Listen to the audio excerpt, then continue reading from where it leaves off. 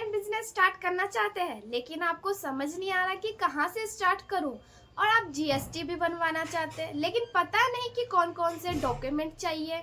तो इस वीडियो में मैं आपको पूरा स्टेप बाय स्टेप बताऊंगी कि आप जीएसटी कैसे बना सकते हैं और आपको कौन कौन से डॉक्यूमेंट चाहिए और इन्वेंटरी पे आप कौन से प्रोडक्ट चुन सकते हैं। ये तो ऑनलाइन का बिजनेस का काम है।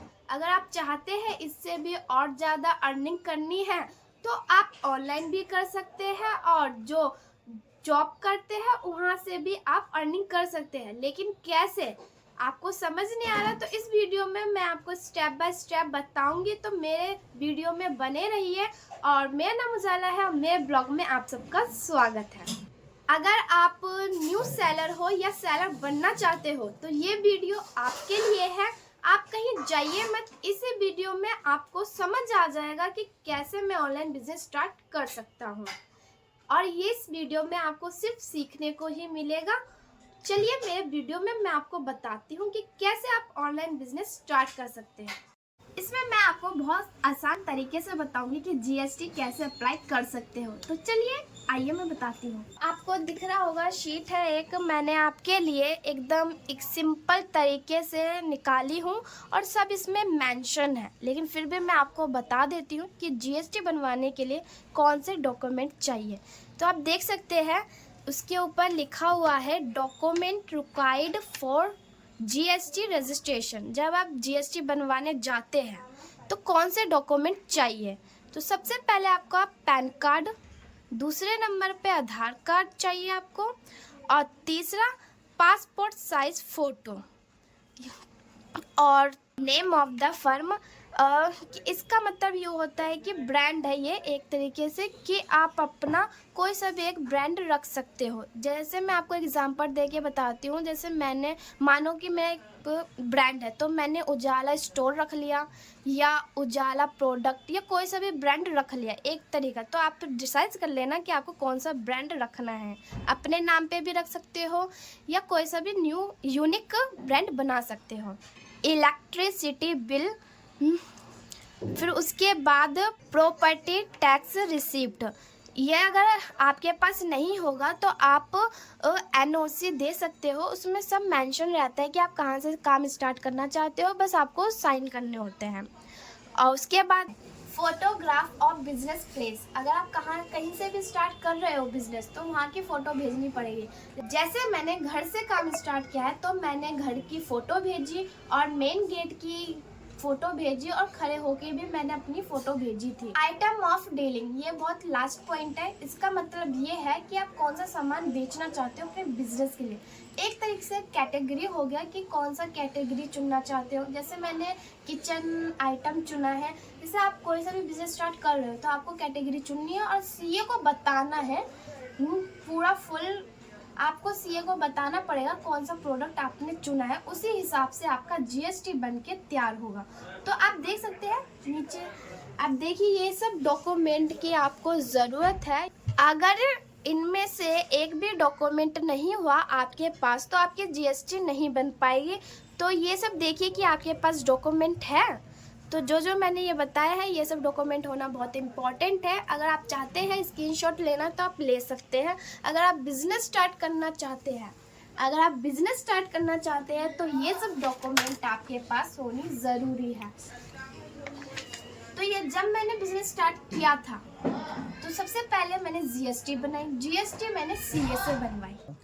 अगर आप चाहते हैं कि मैं खुद अप्लाई करूं जीएसटी के लिए तो ये आपके लिए बहुत कॉम्प्लिकेटेड हो जाएगा और बहुत कंफ्यूजन वाला काम है। तो ये आप सोचिए ये सीए ही काम करे तो बहुत बेहतर है, ताकि अगर कुछ भी आपके फ्यूचर में कुछ भी दिक्कत होती है बिजनेस के लिए तो वो सीए हैंडल कर सकता है, जो आप नहीं कर पाओगे। अभी तक हमने जाना कि जीएसटी के लिए कौन कौन से डॉक्यूमेंट चाहिए।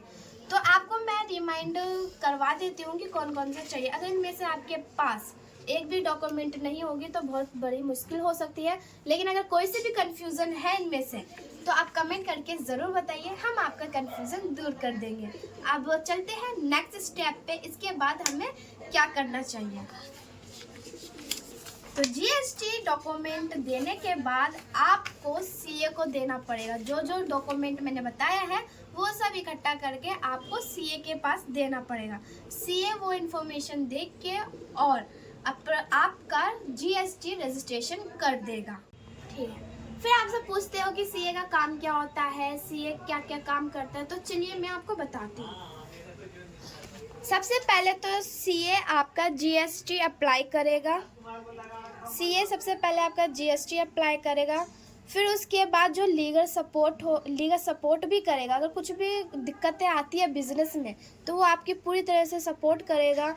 आप जैसे मान लो ट्रेडमार्क बनवाना हो तो उसमें हेल्प करेगा, और बिजनेस ग्रो करने में सीए आपका मदद करता है। ये सब तो थे सीए के काम।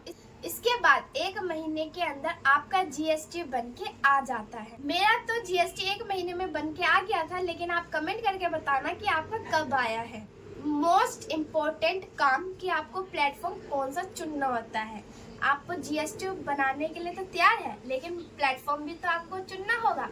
तो मैंने सबसे पहले फ्लिपकार्ट पे मैंने अपना प्लेटफॉर्म फ्लिपकार्ट चुना।